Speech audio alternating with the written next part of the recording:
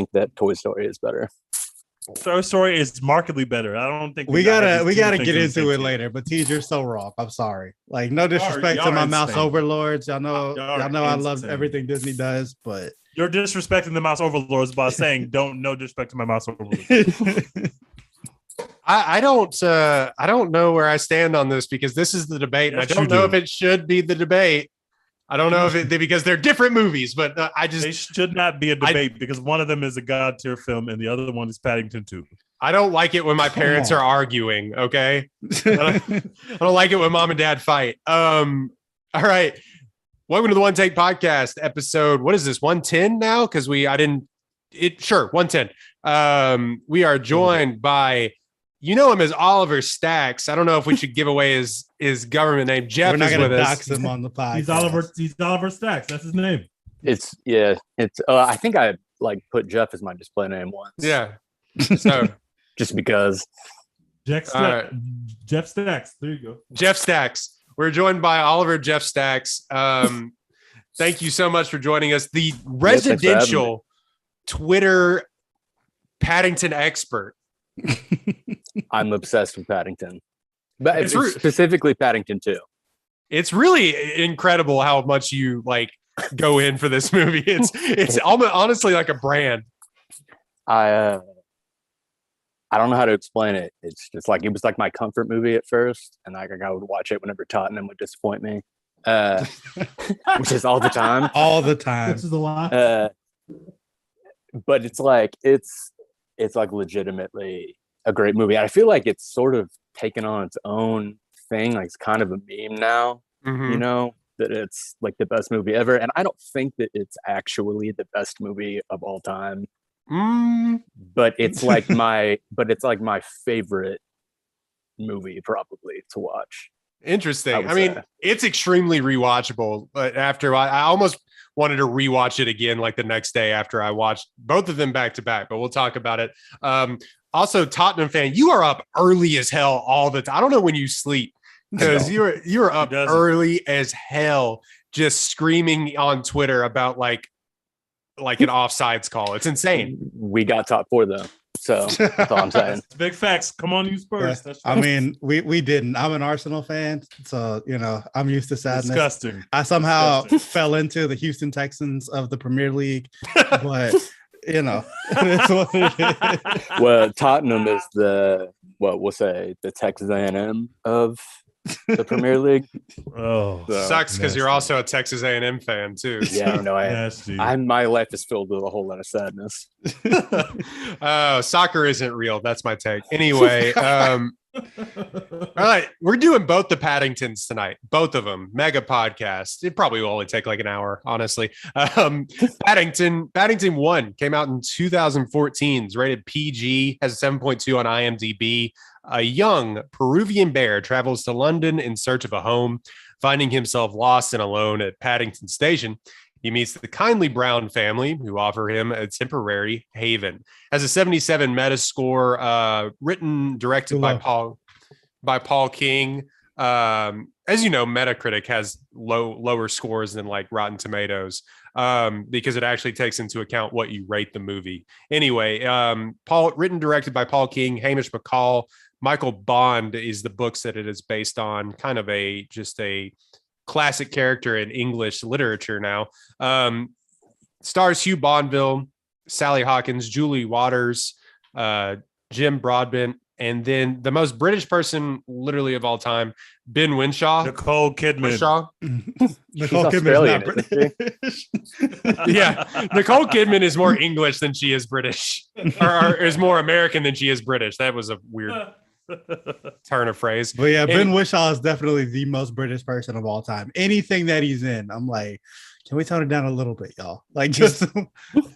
He's literally in something called A Very English Scandal. So can't tone down his Britishness. It's defining characteristic. Hugh Grant's in that too. Yeah. Hugh Grant's in the second one. Nicole Kidman in the first one. The first Paddington has a 97% on Rotten Tomatoes from critics, only an 80% audience score. Paddington brings a beloved children's character into the 21st century without sacrificing his essential charm, delivering a family-friendly adventure as irresistibly cuddly as its star. I'll just say, we were talking about Ben Whishaw, and this is the jumping off point that I'll use. As soon as his voice came on screen, or I heard his voice, I text the group message. I said, "This is unbelievably British." It's very British. Yeah. So, Jeff, what do you think about the first Paddington, just in general, on its own, in a vacuum? Go ahead and give it a letter grade too, and we'll go down and eventually get to Paddington 2 as well. Give it a Wait, B+. did you watch Paddington 1 before you had seen Paddington 2, or did you see Paddington 2 first? I want to say I saw Paddington 2 first. Interesting. But I can't. You don't quote me on that. But I think I saw Paddington 2 first. I like Paddington 1. I think it's a good movie. I'll give it I just said B+, but I'm going to change it to an A-. I don't know what it is about it. Actually, I do. Hugh Grant is what makes Paddington 2. So I don't like. Yeah, I mean, just in general, I like Paddington 1 is a great family movie. It's rewatchable. It's makes you feel happy, right? Like it's delightful. But it's not perfect in the way that Paddington 2 is. That is the one word that I'll use for a lot. This I usually have a key phrase. I think I do every podcast, but when I go back and listen to it, I'll be like, I said that a lot. I'm gonna say this a lot this podcast. It's delightful. Both these movies is delightful. Delightful. Just pure joy. Tej, what did you think about 1? I thought it was fine. I actually don't really see the difference between 1 and 2 in the way that most people obviously think 2 is like far superior. I thought they were about the same. I actually laughed more at Paddington 1. And I like Jude Law, but I like Nicole Kidman more. Like, I didn't know Nicole Kidman was in this movie. And then she popped up on screen. I was like, wait, that's fucking Nicole Kidman. Like, shocking, right? Where the fuck does she come from? And I thought it was, I think these movies they're definitely lighthearted. They're definitely fun as hell. It's impossible not to like Paddington, the character. The Browns are quirky and funny. But like, let me give you a perfect example. And not to bring up the Toy Story thing again. I know we're going to have a whole segment on that. There's a movie coming out called Lightyear, which only focuses on Buzz Lightyear, who's one member of the Toy Story gang. I don't want to see any movies about any other Paddington character from Paddington 1 or 2 that doesn't involve Paddington. I don't want to see the Browns, the movie. Like, I don't want to see a movie about Jude Law's character. Like, Paddington is out there dropping 80 points like Devin Booker. Like, he is doing all the heavy lifting. He is phenomenal. He is first team all NBA in both movies. I cannot hate on him. But as far as like my rating for Paddington 1, I would give it a B+. I thought it was. Ooh, you were going to go really with a C. No, I wasn't. No. It's way too much fun to give it a C. I wasn't going to do that. But I would give it a B+ for Paddington 1. The part that really made me laugh, I had to like pause my TV screen. And this was the funniest part of both movies, was when he didn't know how to use the escalator, and then the sign said dogs must be carried, and then the next thing you can see is him carrying that dog. They brought the dog joke back later. Both times I was like laughing my ass off. I would recommend this to anybody, especially people with kids. Yeah, Paddington is awesome. I can't hate on Paddington. I think I'm not gonna put as high as a lot of other people, but Paddington 1 was perfectly fun. B+. All right. Dex, I think you've been here before. Go ahead. Yeah, man. I'm gonna give it an A- like Jeff did. Like we said, this movie is delightful. It's hard not to like giggle and smile while watching this movie. Like, you're dead inside if you can't like laugh at least once or twice watching Paddington. Like, it's one of those. I saw it for the first time on a plane. I had never seen it before, and so I was like, fuck it, I'll just put on Paddington. I was sitting there giggling like a fucking idiot. It's on this very quiet fucking flight to LA or whatever. Everybody else is over there just vibing with their headphones on. Me, I'm sitting there giggling like a fucking idiot at Paddington, putting toothbrushes in his ears. Like, it's fun, just pleasant. Yeah. Like, it's hard not to like the character. Even though I hate Ben Wishaw's voice, it like drives me insane. But the character of Paddington works. It fits. It really fits. Yeah. like, you know, I watched a very English scandal or a very British scandal. I can't remember which one is which. There's both of those exist, but Ben Whishaw was in it, and I was like, I hate you. Like, stop talking, just stop. But his voice works for Paddington, and you know, so like all the hijinks, like you said, obviously Paddington is putting up huge numbers. He's carrying the squad here, but I feel like the rest of the supporting characters, there's like no wasted motion. It's like he's passing to Trevor Ariza on the wing, except Trevor Ariza is like on fire that night, and it's going like 8 of 11 from 3 instead of 0 of 11. Like, so, you know, I am so on board with Paddington. We'll get into Paddington 2 in a second, but yeah, it's an A- for me. Super solid kids movie. Hard not to like it. You're going to enjoy it. Like, pure delight. We live in a awful place. We live in the bad place, guys. I don't know if you knew this. We live in the bad place. This movie was a breath of fresh air from living in the bad place. It was a ray of sunshine for a brief moment. And, you know, I am glass half empty, cynical in my everyday life. Why would anything go right? You know, as my sports fandom has taught me. Oh, the Astros win a World Series. Guess what? They cheated. Like, who, you know, like it's just one of those things. That's my life. There's zero cynicism with this movie. None.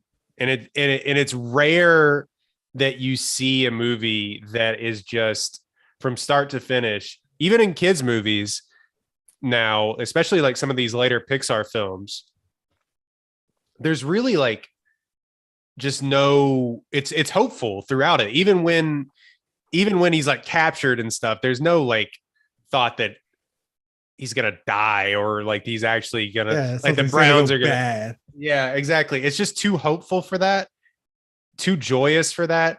The Ben Whishaw, yeah, he's extremely British, but like the I call him the poo noises, the noises that he makes when he's like fucking shit up around the house, like oh no, oh bother, like he's just like running around and like it just getting into mischief is just incredible to watch. I think it actually looks really good too.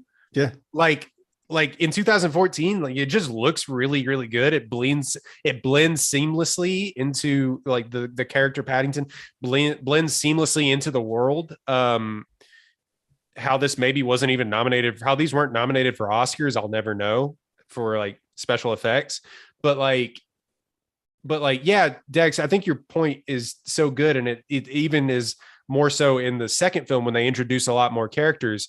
The Browns are not like they're side characters, but they're three-dimensional characters. Yeah. And it's weird to see that in a kids movie where they all have sort of their own backstory and something to do and plan and goal, and they execute it flawlessly, and everyone's brought in, including like the very serious actor from friggin' Downton Abbey is in there, and the woman from Shape of Water are just having the time of their life in this movie. Yeah, and then Nicole Kidman shows up. It is like the just going for it. What's the female version of mustache twirling? Like as an evil villain. Absolutely, like she's that, and it's adorable. Like it's great. And so I just enjoyed this movie from start to finish, and it's one of those movies where, like you said, you don't like. I'm a 27-year-old grown man with a mortgage and like a job. Like I don't giggle. I was giggling. Like I was like genuinely like like just in the house, you know, when he's filling up the bathtub to the top of the ceiling and just like rolling himself around in tape, and just when the one thing that I was said I think the hardest that I laughed was when they were talking about when he was dressed up in drag. The dad was Mr. Brown was dressed up in drag. It's just a funny bit in this movie. So yeah, I really enjoyed this first one too. I'm not sure, Tej, like you said, the gap is as far between 1 and 2 as I expected the gap to be massive the way people talked about it, and I did not experience that.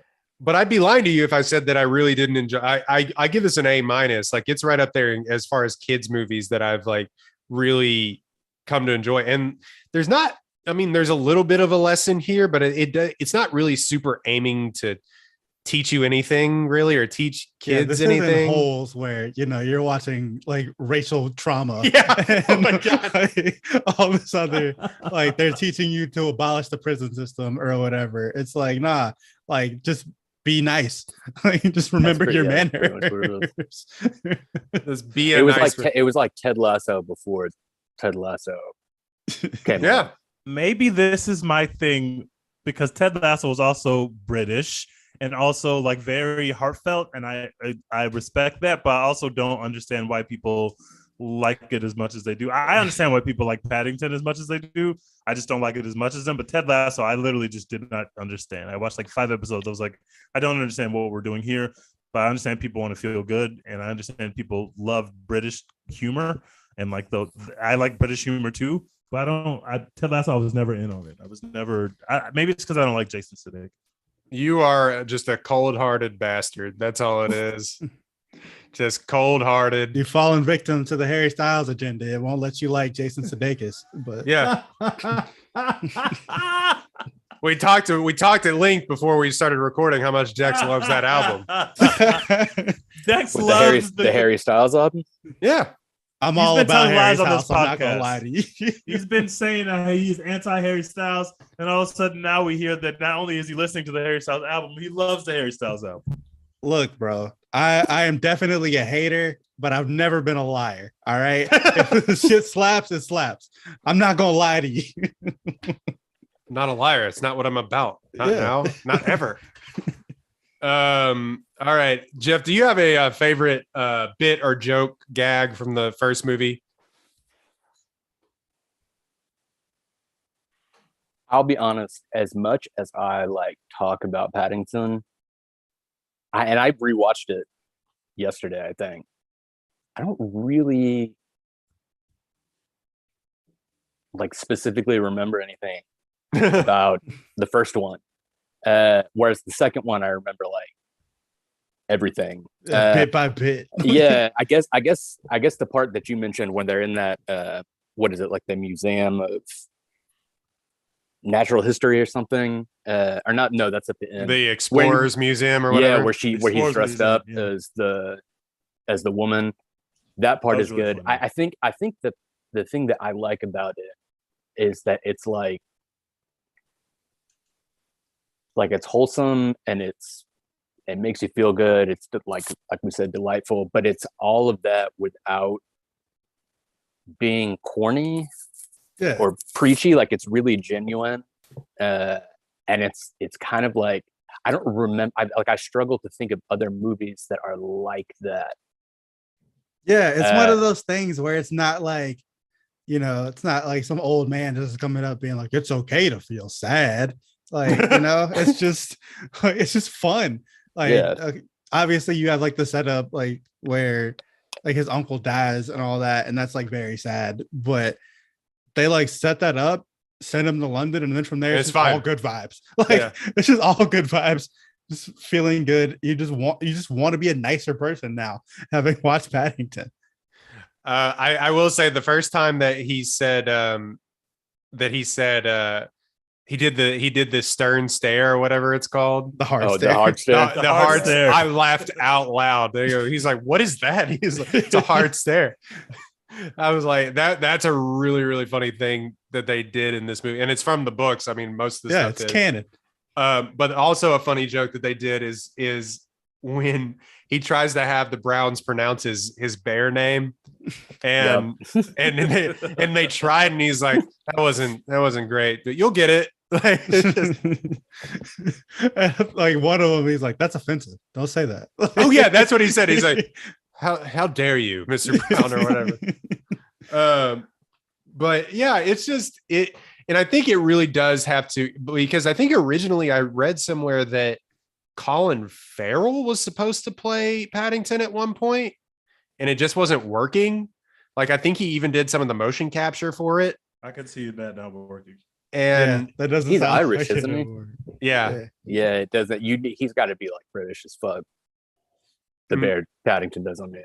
Yeah, and yeah, so I can see just why they went with Ben Whishaw, and it just makes so much sense. And I think a lot of the credit needs to go to him for why the character works, but also to the directors too, because they didn't do a lot of stuff before this. They were doing stuff like I don't know if y'all remember the show or have you even heard of it, called The Mighty Boosh or whatever. I've heard of it, never watched it, but yeah, I think that's where old Greg came from, if I'm being completely honest. yes, that's why I know what that is. Yeah. So they directed like all the episodes are where the showrunners for that, and you can see some of like the comedy, like the off comedy in this, but they didn't do much. They did that and then come and do these $100 million movies. It's really interesting. Yeah, and like pretty underrated. I feel like the screenplay has like zero wasted motion at all. They're just like, okay, we're gonna start the movie. He goes to Peru. Bears can talk. Done. We're not explaining any further. Bears can talk. Great. All right. We got to send a bear to London. Done. We're not explaining any further. They're all cool with bears being there and being able to talk. Everybody's cool with bears. The Browns walk up here and they're like, "Hey, what's your name?" And he's like, "Paddington." And they're not like, "Ah!" Like they're not like, nah, we're not gonna explain that bears can talk in this universe. Like, we're not gonna have this whole thing where people are like, they can't believe that bears talk, or they're like prejudiced against bears for being bears. Nah, we're not doing none of that. Zero wasted motion. We're like, Paddington, he's a bear. He can talk. He's in London now. Like, let's go. Oh man. Yeah, so we can move on from Paddington 1. It's on Netflix, I believe. The first one is. Yes. Watch it. I would really suggest, like, I don't know how you haven't at this point, if you have kids, like, because you just need kids to watch anything good, like just something on the TV. Just pay attention to that while I cook dinner.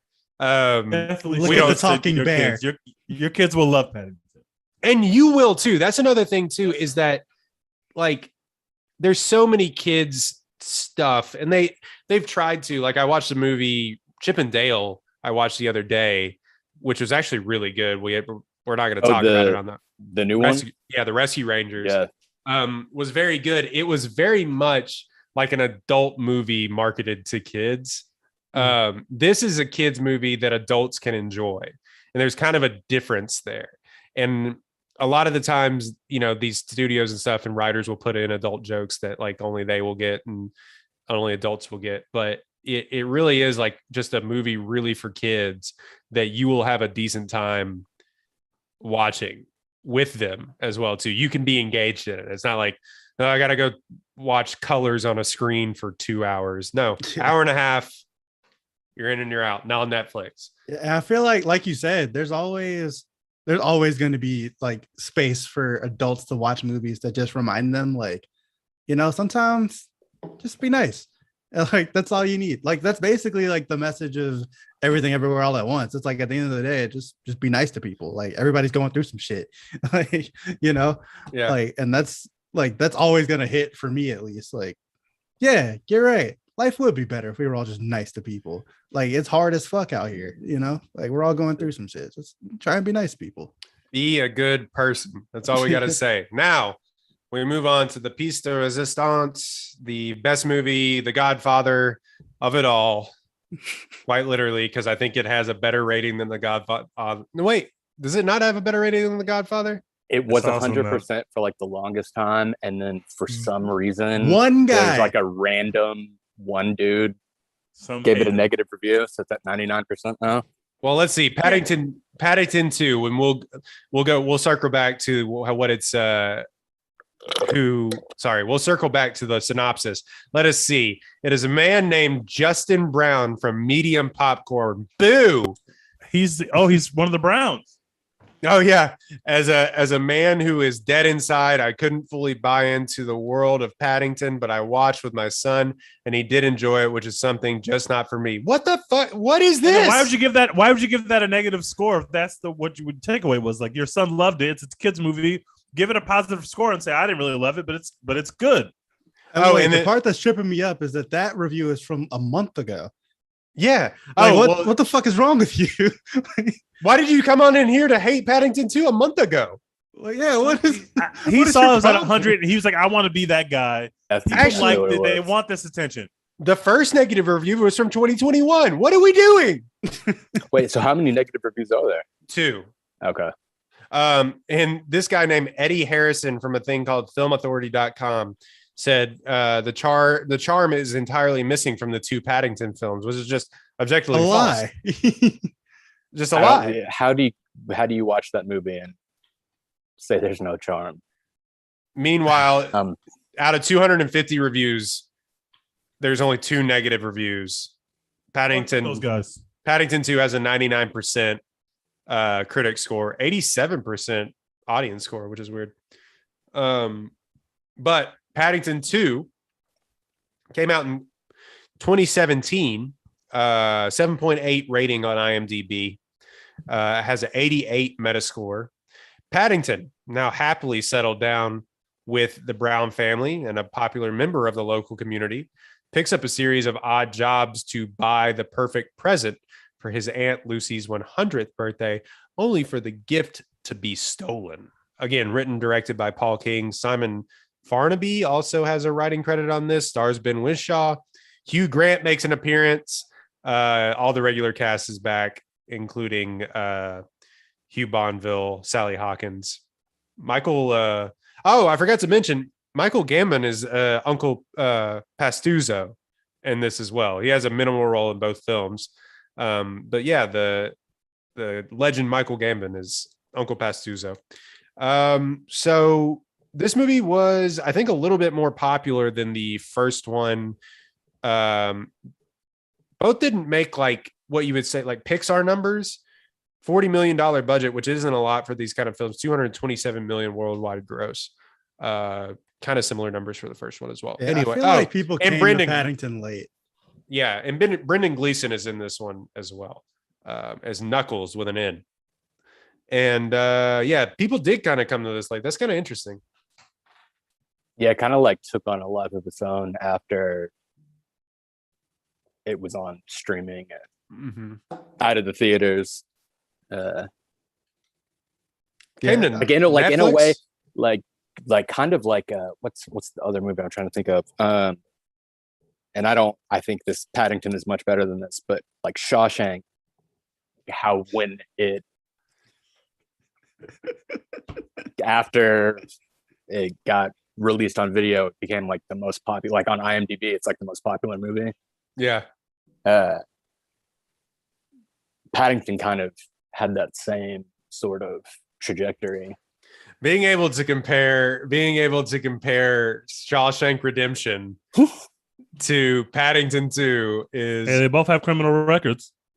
Oh, they do. They're both in prison. That is true. And Paddington's present was a little bit more pleasant.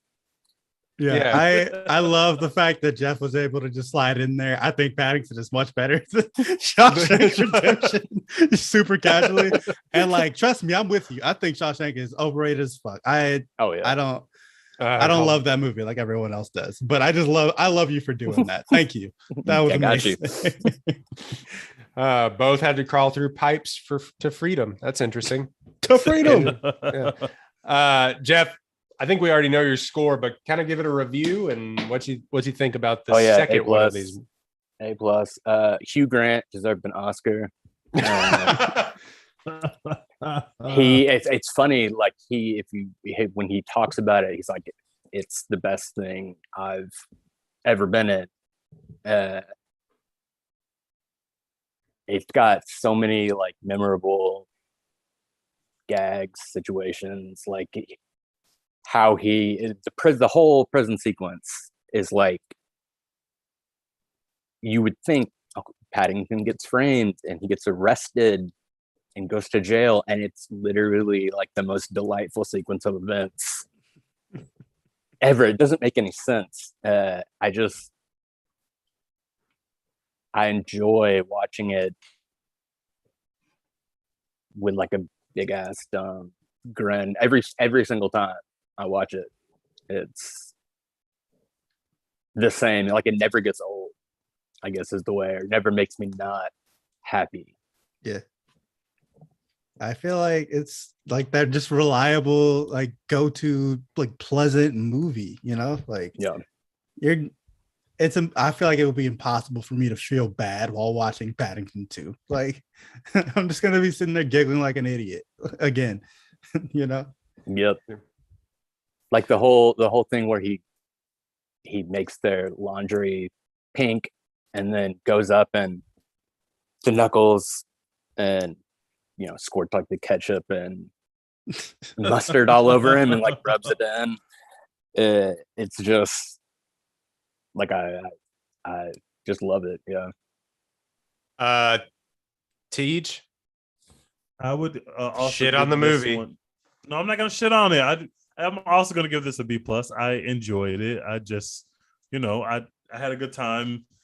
When I realized that Paddington was going to jail, I was like, wait, what are we doing here? Obviously, I knew that jail was going to be like a warm, heartfelt experience, but I was like, I kind of don't want Paddington to go to jail.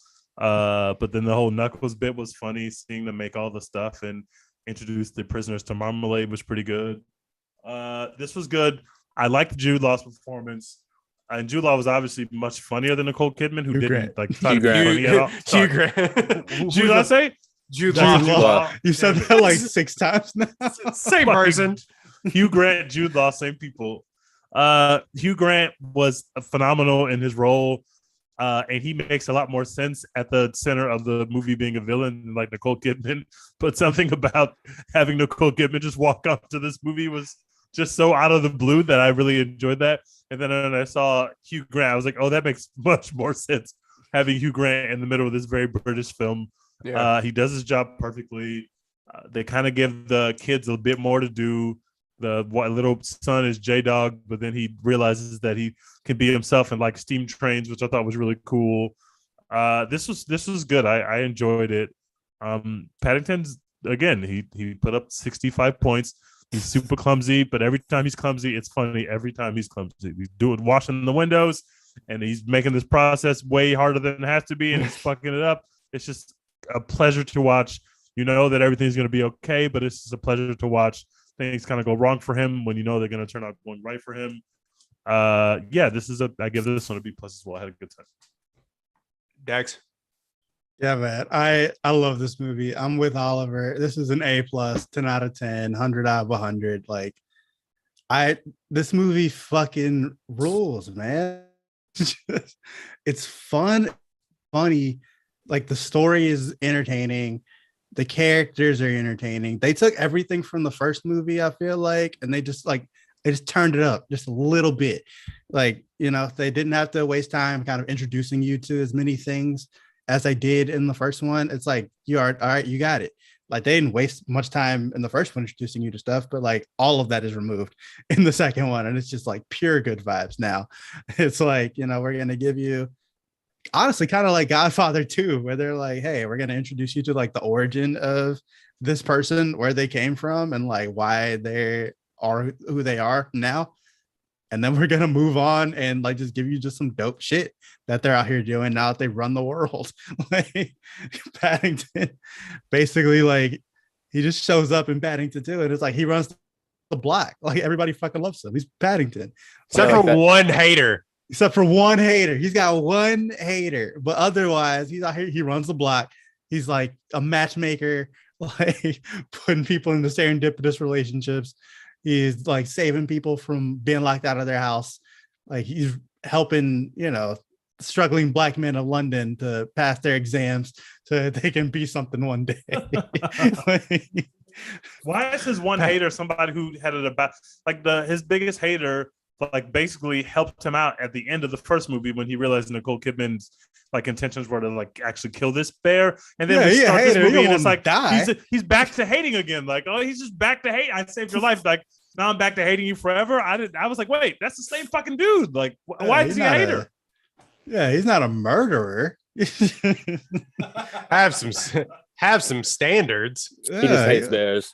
I hate bears. I want them to die. Like, damn. I like that Nicole Kidman was trying to murder the bear, and I like straight up murder, like the straight bear. up. There's like, no, the plot of this film is I'm going to literally murder you and stuff you. That is the plot of this film, and I was like, I'm in. Nicole Kidman is scaring me to death. Dark as hell right now. Yeah, we didn't spend enough time talking about how like Nicole Kidman's whole thing is this bear ruined my family. I'm going to kill him.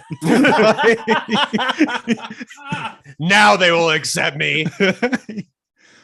I'm going to kill the bear so that I can prove to the world that bears can talk. I love it. And I love how everyone but yeah, because it was like 1940s England, everyone was like, yeah, you should definitely kill those talking bears. Yeah, yeah. Like when they did the flashback, like, why didn't you kill the bear? You idiot. Like, what the fuck is wrong with you, pussy? Yeah. Go back over there. Kill the bear. But yeah, man, like he has the one hater, but everybody else fucking loves him. Hugh Grant shows up and is like, honestly, bro, Hugh Grant is doing a lot in this movie, which like makes it work. Like Nicole Kidman, obviously, like she was going for it, but like her character is just doing like the one thing the whole time. Hugh Grant is like out here in nun costumes and like thief costumes, all this extra shit. He's eating dog food. Like, dude, like, and you're just like, yo, Hugh Grant didn't have to go this hard, but he did that for us. Like, thank you, Hugh Grant. Like, a guy who historically does not try hard in his movies. He really doesn't. You really don't. You didn't have to do this, but like, I'm glad you did. It works. And obviously, like the whole prison sequence with like when Paddington goes to jail is incredible. Like Jeff said, just like that scene where like they're doing the visiting and he just like introduces all the prisoners to the family, like one by one. Yeah. We can hear you. Like, hilarious. Like it's just so good. And then like obviously the side characters get way more to do in this movie. And so like now instead of going 8 of 11 from 3, they're going like 12 of 15 like, from 3 as Paddington is putting up 60 points with 45 assists. So like I just love this movie, man. Like Western Conference Finals type beat blowout. Yeah, man. It's the Grizzlies winning by 50 points with John Morant out. But yeah, man. Like I love this movie. Obviously, I don't think it's like Godfather or whatever, but it's sounds like you do. It's a perfect movie to me. Like it's not the if you want to rank perfect movies, obviously, like you know, you'll be here all day. But it's a perfect film for me. And I honestly can't wait to go watch it again. I'm so glad it's on HBO Max now. It wasn't on streaming for a little bit, so you know, now that we got it, we gotta milk it till it's gone. Yeah, I mean, I'm kind of right there with you. I'm not as high on it because I was kind of expecting, and this isn't indicative of the film, or it's just kind of my bias, I guess. I was sitting there going like, I thought the gap, like I said, was going to be a lot wider for some reason. And maybe that's just what I placed on the film because it has a 99% on Rotten Tomatoes, fair or not, or whatever. Like it has all these accolades. And we have, you know, Mr. Jeff Sachs calling it a perfect movie. So, but like I give it an A. I think it's one of the best kids movies probably of the 21st century, definitely. But yeah, I don't think it's like the most perfect film I've ever seen in a long time. That is reserved for Toy Story 3, but debate with your mom. But like 1 and 3. But we'll get to that discussion in a little bit, but the inclusion of characters like Brendan Gleeson in this, who was incredibly committed, obviously the inclusion of Hugh Grant, who, like I said, historically, go back and watch some of his older movies. His whole character is he doesn't give a shit about anything. Like that's like 99% of his characters. And now he's like, he really cares about everything. And he's doing like 1,000 characters. Yeah. And like I said, they redo some of the bits, like the security guard saying a really good looking nun was like running around. Yeah. And like, it just stop that sexy woman. Yeah. Stop that great looking woman. Yeah. And, it just is, it is even more heartwarming. I think that kind of ramp up the emotional beats a little bit more in this one too, like a little manipulative, like, but it's a kid's movie because it's like they're never coming to visit me again. Like we know that. Like no, that I cried like a baby at the end, bro. I'm not even gonna lie to you. I've already seen this movie before, but when Aunt Lucy pulled up and I was like, oh shit. Man, and even like the sad part where he's like in the, you know, he escapes prison and goes to the phone booth and they don't pick up is only sad for like 5 seconds because they immediately call him back. Yeah. And it's just like there's no room in this movie for anything but good vibes. We're gonna just 2 seconds. Actually, probably kind of the saddest thing was him actually getting arrested for not doing anything wrong. I'm just like, I said on Twitter, free Paddington, and I didn't realize that I had gotten into British immigration Twitter, and I didn't realize that like that was a symbol for what? Yeah, do hashtag free Paddington. Click on that hashtag. It is a symbol for immigration in England, actually. Wow. Yeah, so I didn't know that I got off into that, but that kind of makes sense actually. Yeah, when I went to London, when I flew to London, I flew into Heathrow, and then like the first the train that I took like dropped me off at Paddington Station. That was like how I got into the actual city. So really, yeah, that makes some sense actually. Yeah, so I think it's a brilliant, fun movie. As a two-parter, as a two-hander. Not a two-hander, but as a two-parter, it works really well. I streamlined these movies back to back. I think I was so enthralled by the first one that I was like, I just have to watch the second one now. And I watched it back to, and I don't think I've had a better, more pleasurable viewing experience than watching 3 hours of Paddington content in a row. From like the time I got home until like 12 o'clock at night when my wife got home from work. She's like, why are you smiling like that? I'm like, I've been watching Paddington all day. But so yeah, I think it's upping the ante and giving even more color to it, and the cast of characters. And again, Ben Whishaw is doing great. So yeah, I give it an A. Yeah, they like found a way to like make it bigger. Like they have like the train fight and all this other extra shit that like, you know, they weren't doing in the first movie, but it still keeps the heart behind it. It's not like they made it bigger and now it's like not, you know, heartwarming or anything like that. It's even more heartwarming now. Like, you know what, extra shit. Forgot because I didn't take notes. We're kind of flying by the seat of our pants with these ones because we watched these movies like a week ago. But like they did the Toy Story 3 thing in here where they're like, is Paddington gonna die? Like they nearly killed Paddington.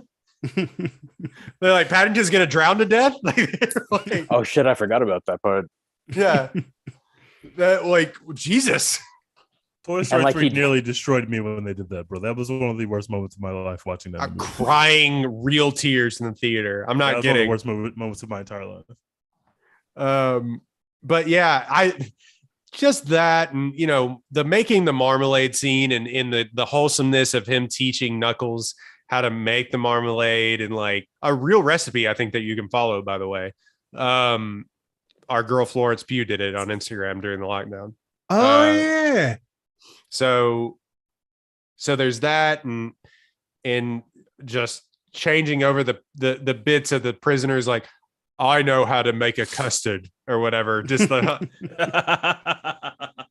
hardened criminals doing that. And yeah, I think it is interesting that they like, because I love so much the interactions of Paddington with the Browns in the first movie. It is interesting. It doesn't like take away from the film, maybe a little bit, that they really don't have him interact with them that much in this film. Yeah, they like brag them up, but they give the Browns way more room to cook on their own. Yeah. Like when they're at Hugh Grant's house and Hugh Grant walks in, he's like, "What are you doing here?" And he goes, "I'm ask you the same thing." Yeah. Like busted out laughing. I was like, "This is just why delightful. Are you here in your pajamas with your wife?"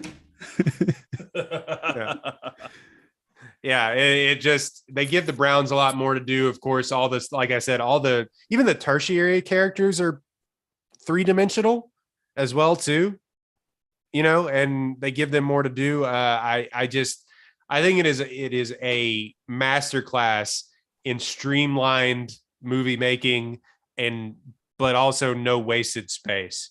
It is. They have a whole like extra love story between like 4th-tier characters, and like you just get it. You understand? Yeah, it doesn't feel like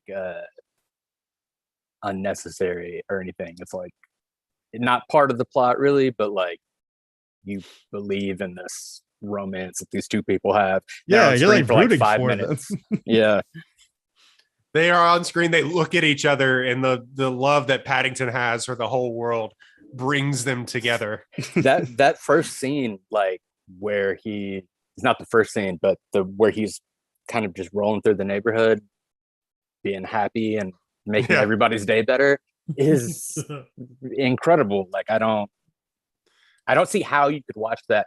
2 negative reviews are like blowing my mind right now.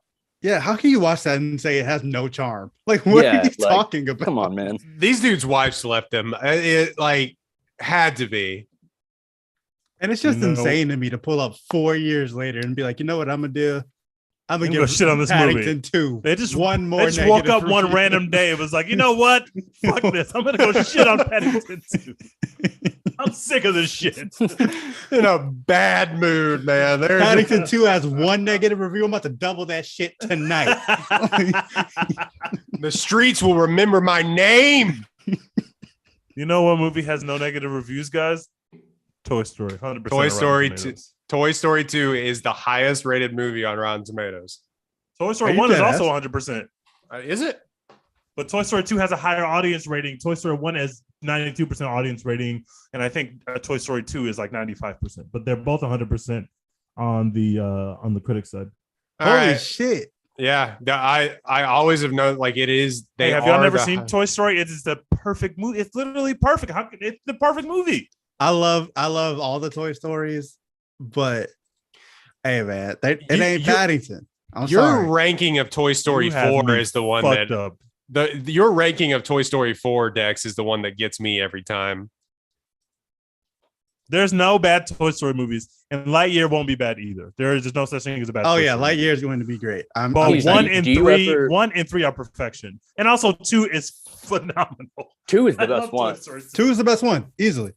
It's the one that I haven't watched the most, to be completely honest with you. The 2 is the one where they're in the toy store, right? Where they're dealing with the old cowboy dude. Yeah. Phenomenal film. Phenomenal. Stinky Pete. The 3 and 4 are like, when was the last time you were like, hey, let me throw on Toy Story 3?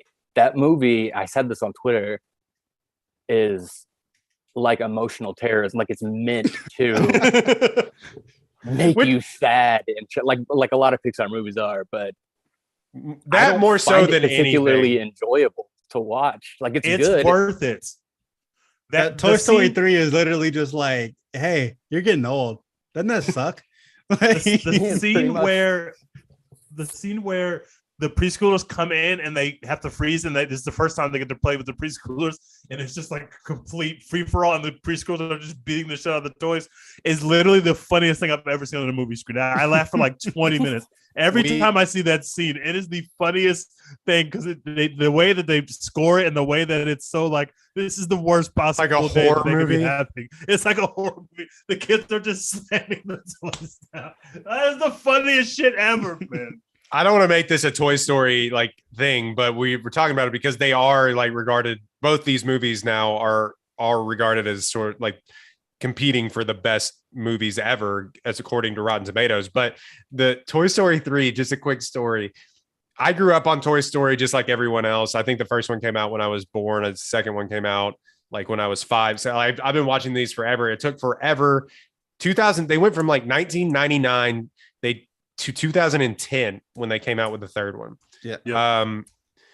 We don't go as a family to see movies. Dex, I know you and your family go to see movies all the time. Like we just didn't for some reason. Like we would wait till they came in and my dad we had every Blu-ray ever, but we were out and about where we all went to go see Toy Story 3. Needless to say, family. Yeah, that's true. Needless to say, it was like my sister was there. She had graduated college. It was just an interesting thing. we needless to say, we got out of the theater and my mom was inconsolable. We're outside the mall and she was like, Royden's about to graduate high school and that's like he loved Toy Story growing up. I'm like, goodness. Like I was crying too because like at the end of the movie it's emotional manipulation at its finest. Like Pixar just masterclass. And it was just like but I was upset, but my mom was like like ugly crying. And I was just like, I'll never forget how like emotionally scarred we were as a unit coming out of Toy Story 3. I feel like that's the Toy Story 3 experience. Like at least watching it in the movie theater for the first time is literally like, hey, you grew up with Toy Story 2 and now you're old and you're moving on. You're not a kid anymore. They made adults walk into a movie and adults really thought, holy shit, they're about to murder the toys in cold blood right here, right now. And I believed that it was going to happen. Nothing. I knew Paddington was going to get out of jail. I knew that. I didn't fucking know. I thought the toys were dead. I was like, they're going to light Woody on fire. They're going to light Woody literally on fire right here. We're going to see him burn. Can you imagine if they did that? I wouldn't put it past Pixar.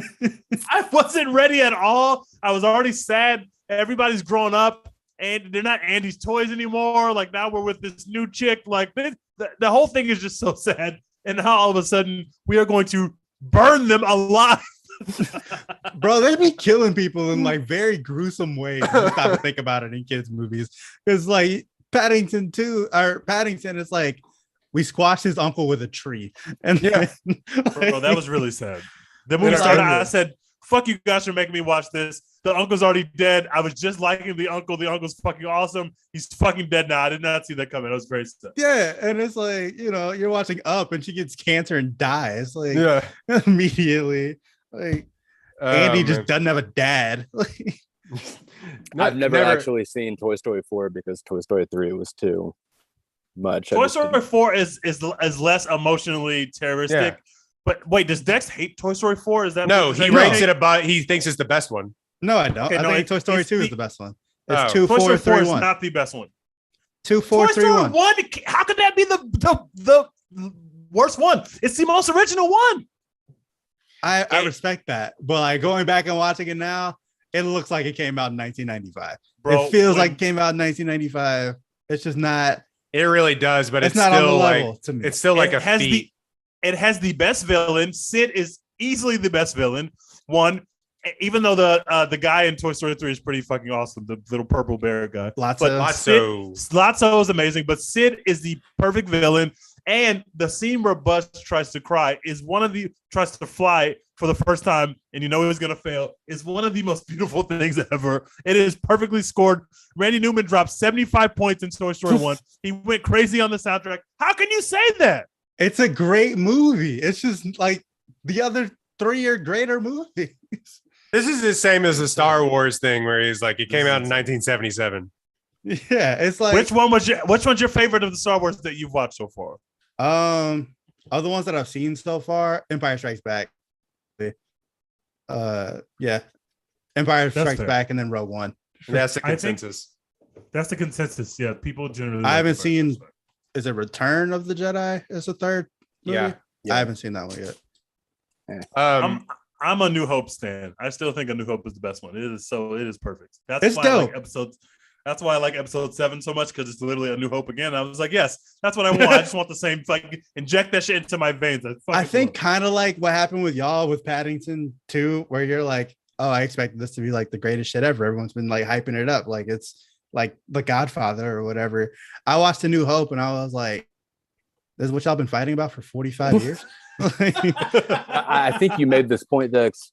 You were like, well, I could see like in 1977 this thing being fucking like mind blowing. Yeah, if I was, so you get why people are so fucking time like mad about No, that. you need to do, Dex. You need to go get official on Rotten Tomatoes. You need to go shit on A New Hope right now. The review will pop up in 2022. Dex gives a negative review to A New Hope. 3 of 5. Not that great guy. Rotten. Star Wars fans would be like, what the fuck? They will find you and hunt you down. They have no problem doxing people, so I'd be careful with that. We need to dox the people who wrote these 2 negative reviews about Paddington 2. Yes, that is bro. a ridiculous thing to do. Years after the movie came out, those people should be shot. This is ridiculous. Why would you do that? It's a fucking kids movie, man. Why would you? Hey, this got 100%. I'm just gonna go take a big shit on it. That's horrible. Why would you do that? Yeah, this movie's been sitting on Rotten Tomatoes with 100% for 3 years. It's just been sitting there. Not on no my one's been watch. bothered, and they were just like, "Fuck this." They woke up, they had a horrible day. They fucking lost their girlfriend or some shit, and they said, "Fuck you, Paddington." I'm taking this shit out of you. I gotta show y'all this dude's website. This is bullshit. I gotta show y'all what he just like, how little of a fuck he gave to Paddington 2. First of all, incredible website design, if I do say so myself. What is happening here? Medium popcorn podcast. Fuck you. We hate your podcast. But here's the thing. April 2022. Here's the review that he is accredited on Rotten Tomatoes. We got to get accredited on Rotten Tomatoes. That shit better not be 1 paragraph long or some dumb shit. I'm looking at the scroll bar. Get the fuck out of my face. Get the fuck out of here with this bullshit. Get the fuck out of my face. That is the full review. We have podcast beef. Me and my homies fucking hate the Medium Popcorn podcast. Fuck the Medium Popcorn podcast. Yeah, we getting the Medium Popcorn podcast out of here. I like how it's up the top. It's like children's film. Prison. Prison. I want to see the movies this guy likes so I can go on Rotten Tomatoes and shit on it. Well, I'm finding the Medium Popcorn podcast on Apple Podcast. I'm review bombing the hell out of this shit. I'm sorry. I need all of my friends. 5. So he cyberbully these people. He hated Candyman. Why is he fucking reviewing all these? Look at how he's reviewing all these old movies. Look at the dates on these reviews. Out of Sight, 1998. Hostel, Morbius, 1 out of. Okay, there's some hope here. Well, he shit on Morbius. He did a good job. And White Chicks. He shit on White Chicks. That's a great job. He gave White Chicks and Flashdance the same. He gave the Batman 5 of 5, and he gave Paddington like 2 of 5. I mean, I love the Batman, but what the fuck are you doing? Why are you shitting on Paddington? I will say the funniest one that that we saw the other day was the 3 people that gave Top Gun Maverick a bad review. One of them was like, I also hate the Batman. So they just were like, dude, Rotten Tomatoes is some bullshit, to be honest. One of the negative reviews on Top Gun Maverick was basically, I can't support Tom Cruise trying to kill himself. Yeah. Like, bro, get the fuck out of here. That's the worst. That's the worst review of all time. That's also, what we're here for. I don't know if y'all saw that, but this man that I'm assuming is white reviewed Shatas, which is one of the most violent, blackest movies of all time. And I would love to just see a white person experience Shatas. It's an incredible film. It's extremely bad, but very gruesome and but it's not for white people. White people were not supposed to watch Shatas. At all. Oh man. Yeah. So that this has just become a podcast where we're talking about why Rotten Tomatoes is bad. Yeah, fuck Rotten Tomatoes. It's really kind of shitty. It's a marketing tool, really. Podcast. Fuck that podcast. Fuck the Medium Popcorn podcast. All my homies hate that. Review us 5 stars. Review the Medium Popcorn podcast 1 star, please. I'm going to shit on the Medium Popcorn podcast as soon as we get off this fucking live stream. I'm sick of this shit. What does medium popcorn even mean? Like, is that the size of the popcorn? It was definitely a play on this is their medium as well too. I think you're giving up too much credit. I didn't think that they would be able to rob me up because I wasn't even coming on here to praise Paddington in the same way y'all were. But I am fucking livid at this guy. How dare this guy do that?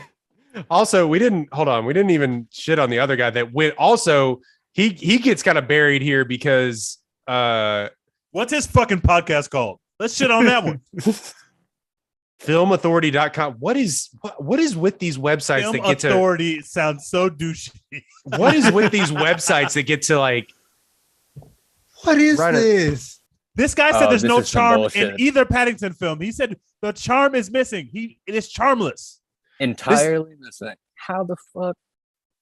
This has 274 shares. Who's sharing this? People who are like, look at what this idiot said about Paddington 2. I'm giving this dude the heart stare for this shitty review. When I was 5, my mother took me to see a statue of Peter Pan in London. I was excited to see the character I knew well from Disney Comics, dressed in green with the glowing light of Tinkerbell by his side. Londoners and J.M. Barrie fans all will know in advance that the rather drab-looking statue doesn't look like that at all. That's not my Peter Pan, I told my mother. Get this guy the fuck out of here. And I was right. So when it was announced that Paddington Bear, another much-beloved fixture of my childhood, was getting a makeover, I shivered at the process. Shivered? What would they do to my beloved bear? Fuck you. He looks exactly like you would want Paddington Bear Bear to look. I don't. What's this guy's name? This guy's name is it's Justin something. Miserable Pants. Hey, filmauthority.com. Eddie Harrison. Hey, Eddie Harrison, your childhood fucking sucks. Fuck you. Fuck your childhood. It looks like he gave Top Gun Maverick 5 stars though, so we'll give him that. He's on that one. Really, I haven't heard one negative thing about Top Gun Maverick. I'm going to see it tomorrow. I am on brick. I cannot. Did he really learn how to fly a jet? He knew how to fly. There's a video of him flying the late night host, what's his name, James Corden, around. So he knows how to fly. But the military wasn't going to let them fly F-18s. They should. Maybe they should. At least Tom Cruise fly F-18s. Yes, maybe they should. I think they maybe let Tom Cruise. They probably got up in the air and the pilot was like, "You want to do some crazy shit?" Yeah, who's gonna tell Tom Cruise no? Yeah, Red Bull let him drive there's a video of it on YouTube. One of their F1 cars, essentially $10 million a piece, and they just let him get in. Drive it. I hope that is the plot of the next Tom Cruise movie. I'm in. You know how much I hate F1. If Tom Cruise starts driving around F1 cars, guess who's going to be watching F1? This guy. How do you hate F1? I don't understand. I hate it. We don't have to like racing sports. We don't have to do this here. I like real sports where people have to use their bodies to impose their will against other people. I do not like fake sports where people do what I do every morning when I go to work. You never seen Lewis Hamilton go hammer time, taking all those G forces to pass Max in the chicane? Extremely You've never seen that shit? Black man, which I will always respect. Shouts to him. I will never watch his sport because racing is not a sport. I gotta tell you, use their feet. I gotta tell you guys, I don't get it either. Thank you. I don't get it either. Lloyd's white. That counts as 2 because white people fucking love racing sports.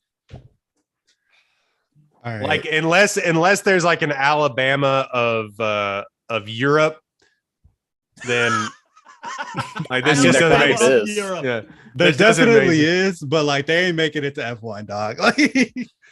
Even white Americans can't make it to be F1 drivers. We just literally can't do it. I just need some guys I went fucking fast around that turn. It was nuts. I just need that.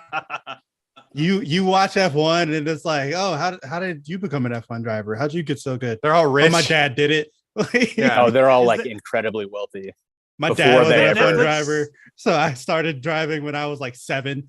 You know how people get started in NASCAR? They're like, I was racing lawnmowers down at the 5 and Dime, and they're just nah. It's to be an F1 driver, it's got to be when I was 7 years old, I knew I wanted to be the best F1 driver that ever lived. So I started racing go-karts against 20-year-olds.